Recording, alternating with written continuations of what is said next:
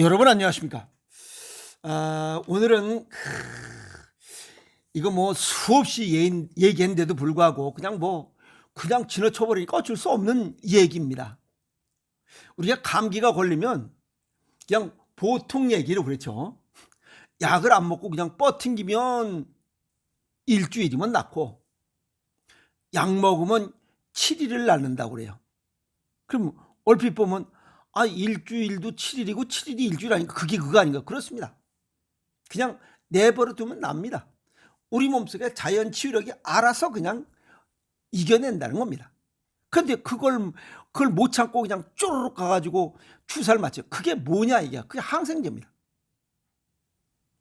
그래서 아이들한테는 나는 그냥 우리 엄마한테 굉장히 고맙습니다. 옛날엔 그냥 엄마들이 그냥 감기 걸리면 그냥 그 콩나물국에다 고춧가루 해가지고 아니면 그냥 간장 한 숟갈씩 떠먹였던 거. 이게 지금의 건강 그 기초였던 것 같아요. 근데 요즘은 젊은 똑똑한 엄마들 뽀로로 그냥 가서 바로 주사 맞히면 또 직방으로 낫는다고 그러죠. 직방으로 낫는다는 것은 그만큼 항생제 브릭스 농도가 센 겁니다. 높아요.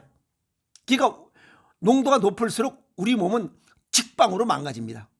그게 직방 효과야. 가장 좋은 의사는 그냥 주사 놓는 듯 마는 듯 그냥 내버려두고 그냥 집에 가서 놀라고 그러는 거. 1,000원짜리 주어서 그냥 내보내라고 그러는 처방하는 의사. 그 사람이 제일 똑똑한 의사입니다. 진짜 백의 의사예요. 지혜로운 엄마가 필요한 겁니다. 오늘 그 이야기 하도록 하겠습니다. 치매, 폐암보다 더 무서운 항생제 내성입니다. 폐암 걸리면 5년 생존율 15%도 안 되잖아요. 치매 평생 힘들어요. 자, 한국 항생제 사용량이 많은 국가 중에 하나로 분류되어 있어요. OECD 평균 대비 약 1.2배다. 그냥 널렸다는 겁니다. WHO 세계보건기구가 인류가 당면한 10대 공중보건 위협 중에 하나, 그게 항생제 내성이에요. 그만큼 항생제를 너무 많이 오남용함으로 인해서 약이 잘 안 된다는 거예요. 2022년도 그 자료를 보면 항생제로 인한 내성, 항생제 내성으로 인해서 사망한 것이 495만 명, 500만 명이에요. 치매가 162만 명, 폐암 204만 명보다 2배가 넘어요. 495만 명, 이 나라 그 인구 분포 보면 495만 명은 웬만한 나라가 그냥 없어지는 겁니다. 인구가 싸그리 없어지는 거예요. 80만 명인 나라도 있잖아요. 이거 심각한 겁니다. 그럼 어떻게 하면 항생제를 올바로 사용하느냐? 첫 번째는 감기 빨리 나으려면 항생제를 먹어야 한다, 주사를 맞춰야 된다? 아닙니다. 아까도 말씀드렸지만 항생제 감기 지금 얘기했는데 감기 그냥 내버려 두면 일주일이면 나아요. 좀 콜록콜록하고 내버려 두면 됩니다. 항생제는 세균을 죽이는 데 필요한 거지 감기는 바이러스입니다. 그래서 단순 감기의 치료 효과가 없어요. 근데 의사가 그걸 주사를 놓는다는 그 자체가 잘못된 거죠. 또 의사를 뭘 할 게 없어요. 놔달라는데.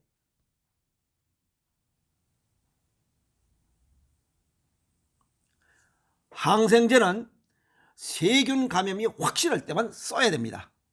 그러나 자주 사용을 하면 새로운 타제 내성균을 만들어 어떤 약도 안 된다. 그래서 무서운 겁니다. 그리고 두 번째, 처음부터 타세 내정균에 감염될 수 있다. 이게 뭔 얘기냐면 중환자실에 들어간 사람들 항생제를 쏘기 시작합니다.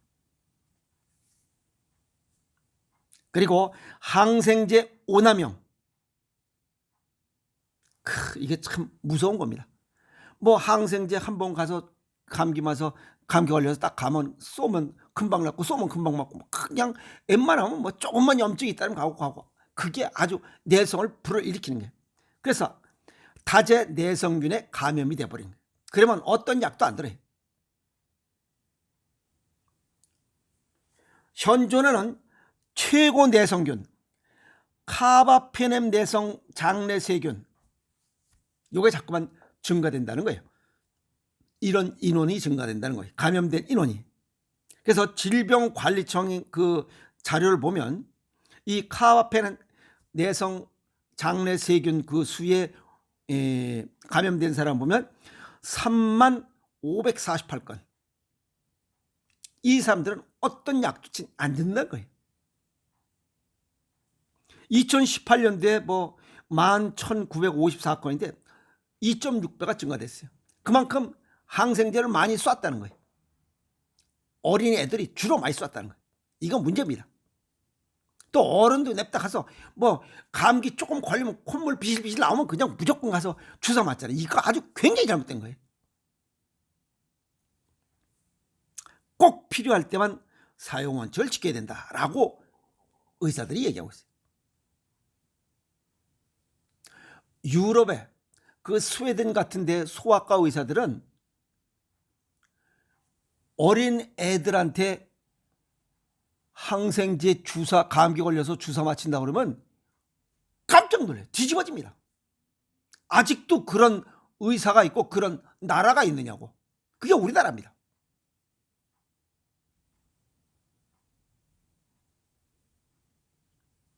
세 번째 무서운 거는 항생제가 소아 비만을 유발할 수 있다.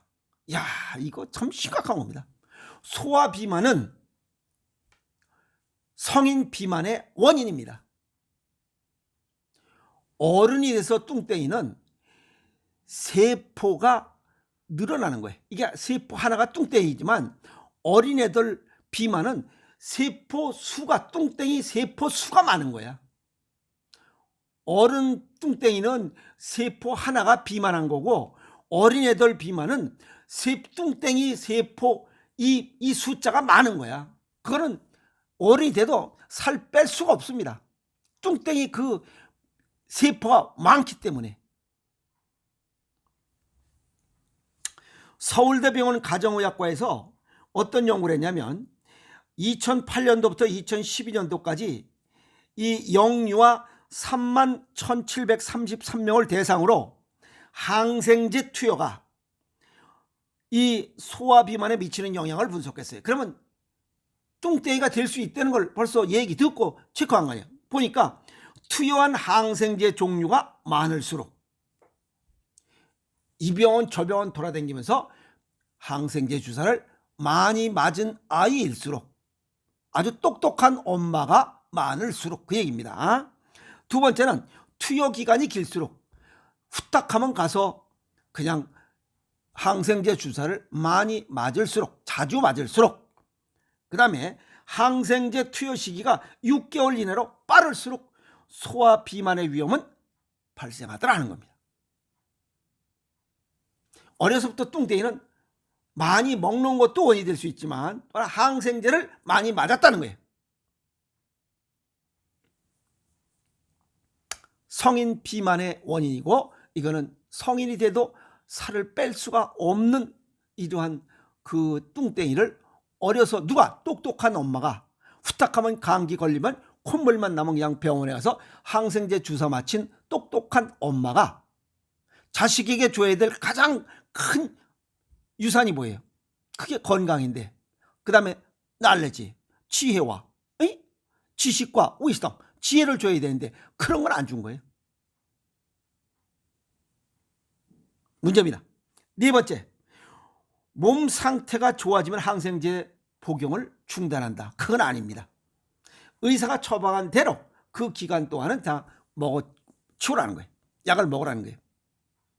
그 이후에는 끊어도 된다 이야. 왜? 먹다 마르면 거기에 잠복돼 있어요. 우리가 약을 먹으면 균들이 이렇게 활동을 안 하고 쪼그라들어 있어요. 쪼그라들었다 그러면 좋아진 걸로 알고 있어. 활동을 안 하니까. 갑자기 약이 들어오니까 딱 쪼그라들어. 우리가 양아치들이 어떻게 돼요? 막 활동을 해. 그러면 그 순사들이 쫙 오면 이 양아치들이 다 숨어들어 있잖아. 집 속으로 다 숨어들어 있잖아. 근데 순사가 얼른 가버리면 어떻게 돼? 이 새끼들이 또 양아치들이 쓰레빠 신고 또 문신이 그 보이면서 꽥 나와서 침 뱉고 칙칙거리고 그러잖아. 그런 거랑 똑같아요. 아시겠어요? 그래서 순사들이 완전히 잡아 조질 때까지 약을 다 먹어야 된다. 아시겠어요? 자, 그래서 처방 기간을 지켜라. 그리고 모든 프로바이오틱스가 항생제로 인한 설사를 줄여준다. 그건 아닙니다. 효소 뭐가 좋다고 해서 그건 아니에요. 아시겠어요? 또 다 이 설사라는 것은 항생제가 강한 이물질로 인식되기 때문에 빨리 뽑아내는 생명활동 중에 하나입니다. 자, 그 다음에 폐렴 등 치료 때마다 환자마다 항생제 처방이 다르다는 겁니다. 1:1 맞춤식 처방이라 해야 된다. 그냥 무조건 누구 뭐 콧물 비실 나오면 빵, 비실 나오면 빵, 무엇빵 무조건 빵빵빵만 쏘다 다 총 맞아 죽는다 하는 얘기입니다. 아시겠어요?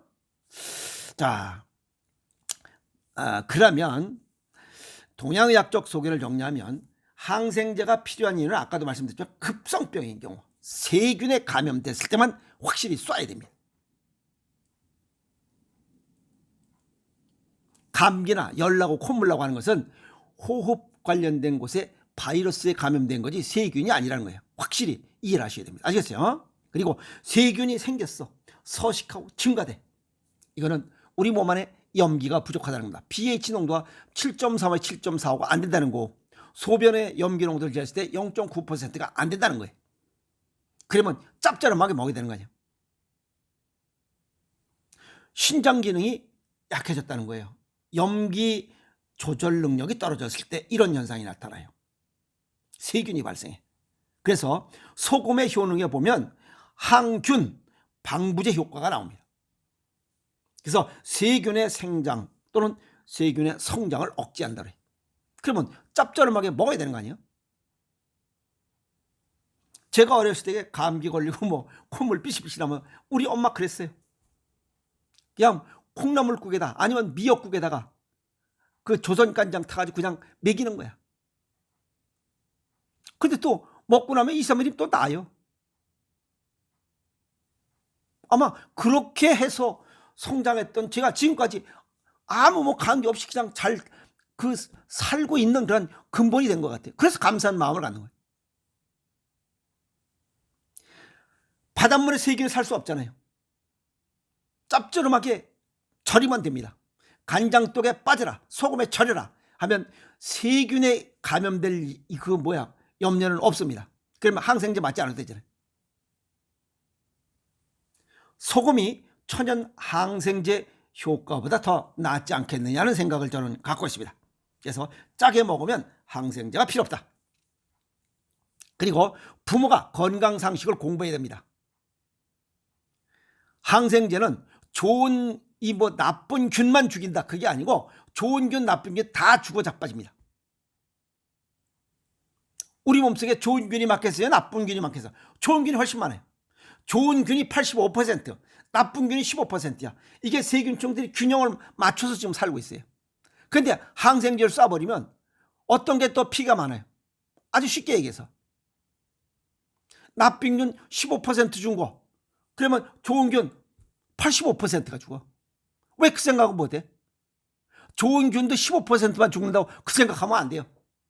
나쁜 균이 15% 죽으면 좋은 균 85% 죽어 자빠져. 그러면 우리 몸이 죽습니다.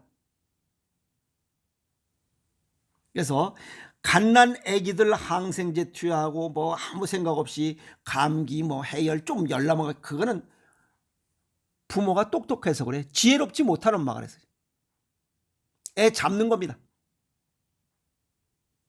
성장하면서 후딱하면 주사 맞고 후딱하면 주사 맞고 그게 다제 내성균 그리고 뚱땡이가 되고 서글픈 겁니다. 어른이 돼서 아무리 살 빼려도 안 돼요. 그래서 세균 발생의 원인을 보면 의도적으로 싱겁게 먹는 식습관, 인조 단맛 과식으로 콩팥 기능이 떨어진 거예요. 그리고 우리 고유의 음식 김장김치, 간장, 된장, 고추장, 장아찌, 절임 음식, 새우젓 안 먹은 거예요. 이렇게 찝찝하게 먹고 자란 저는 지금도 먹고 있지만 아픈 데 없잖아요. 잘못된 식습관이 주원인입니다. 자연식, 우리 고유의 식습관을 가져야 됩니다. 저는 그래서 하루에 한 끼 생식 먹고 수시로 미역국 먹고 짭조름하게 먹는 습관을 갖고 있어서 아픔 없이 살아가고 있습니다. 그냥 자랑은 아니지만 그냥 이렇게 살아가고 있어요. 항생제 투여한 적도 없고 할 필요도 없습니다. 그래서 식습관 개선이 필요하다. 그래서 감기 예방과 치유, 항생제 내성을 예방하는 것은 매콤하고 짭조름하게 먹으면 됩니다. 감기는 약 먹어서 낫는 증상이 아닙니다. 좋은 균이 오히려 더 많이 손해봅니다. 그래서 몸이 점점 망가져가고 있다는 겁니다. 오죽했으면 세계보건기구에서 항생제 내성, 이거는 10대 공중보건 위협 중에 하나라고 정리했습니다. 짭짤하게 먹고 건강하게 살아갑시다. 화이팅!